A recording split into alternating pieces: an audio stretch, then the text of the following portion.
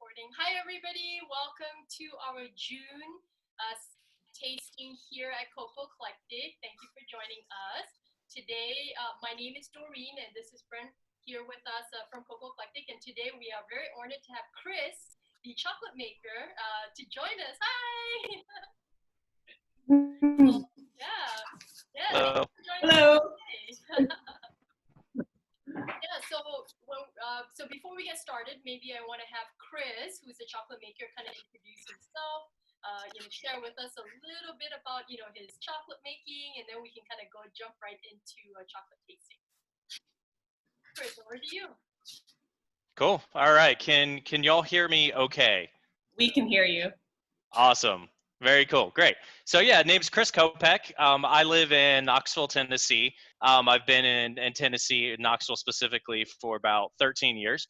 And a couple of years ago, in my other job, I had kind of moved into management, stopped doing hands-on stuff, and was just a little bit bored and wanted to try to figure out something. And my wife took me to a chocolate place in North Carolina. And backstory, I never really liked dark chocolate. I'd always got like cheap supermarket dark chocolate. Someone would give it to me. I always thought it was kind of just waxy, bland, bitter, like not a lot of taste there. And so she's like, just try it, just try it. And I was like, okay. And it was craft chocolate, and immediately fell in love. And I was like, this is something I never realized existed. And so immediately, just where I was in life, I jumped in and kind of became a hobby, right? So I started buying random beans from the internet, roasting them in an oven, cracking them with a rolling pin, throwing them in a Vitamix to try to get them to turn into chocolate, right? So I went like hardcore all in with what I had, and then fell in love and have been making chocolate ever since. And so turned it into a business. It's been a business. Get my time frames right. Actually, about 2.5 years. I probably started playing around about 3.5 years ago. And so rest is history. Been making it here in Knoxville, Tennessee. Very cool. Cool. Yeah, thanks for sharing that story. A lot of times we hear small chocolate makers that Cococlectic supports starts it with a very similar story of like, oh man, I bit into a craft chocolate, fell in love with it. I need to know how to make it so I can make it for myself. So very exciting, very cool. So yeah, so let's jump right into the tasting. And before we jump into it, one very quick question is, how did you decide to pick these bars or these origins that you wanted to make as a bar itself? Did you Absolutely, yeah. So yeah, I could tell you about that. So I have, I think it's about 9 or 10 origins at this point that I have. And so what I really wanted to do is showcase what I consider to be like a different array of flavors. So I wanted something that's going to be chocolatey. So some of that core chocolate, because that's what people like, right? Or at least what probably got them first accustomed to chocolate.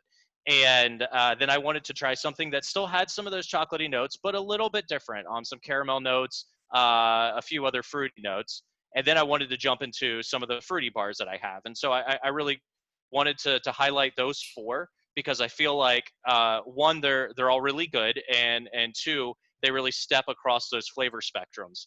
And then also they're made with different types of beans as well, with regards to just the not the origin, but literally that type of bean.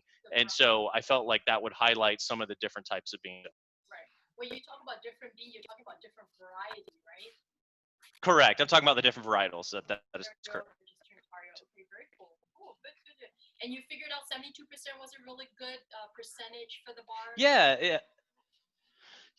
So all of my single origin 2 ingredient chocolate bars are all 72%. I do have one that's at 85, but generally I started everything off at 72%, and I felt like that was for me.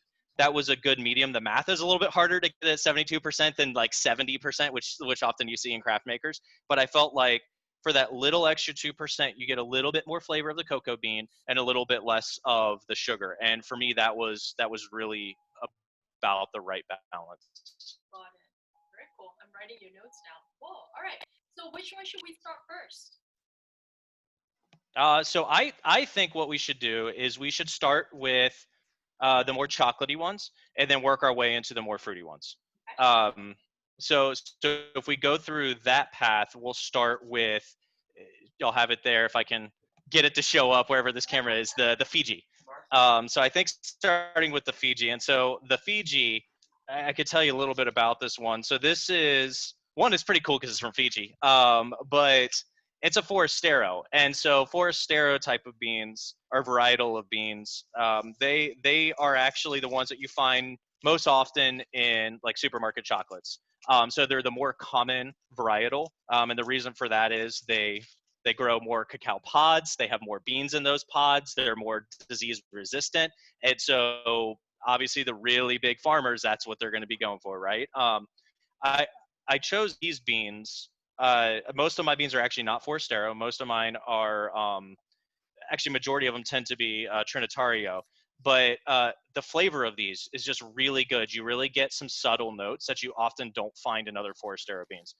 So anyway, all that being said, feel free to go ahead, jump in, try it. I'm going to try it with you. But this one, I tend to get a lot of chocolatey notes, which goes along with Forasteros. I also get some more like shoot as well. That's what I tend to get this one. And if you are wine drinkers, this goes well with red wines, I think. So like a Pinot Noir. Super good. Looks like we're losing you. Oh no. Is it us? And sorry, you'll have to listen to me eat that. There we go. All right. Yeah, definitely taste the very cocoa chocolatey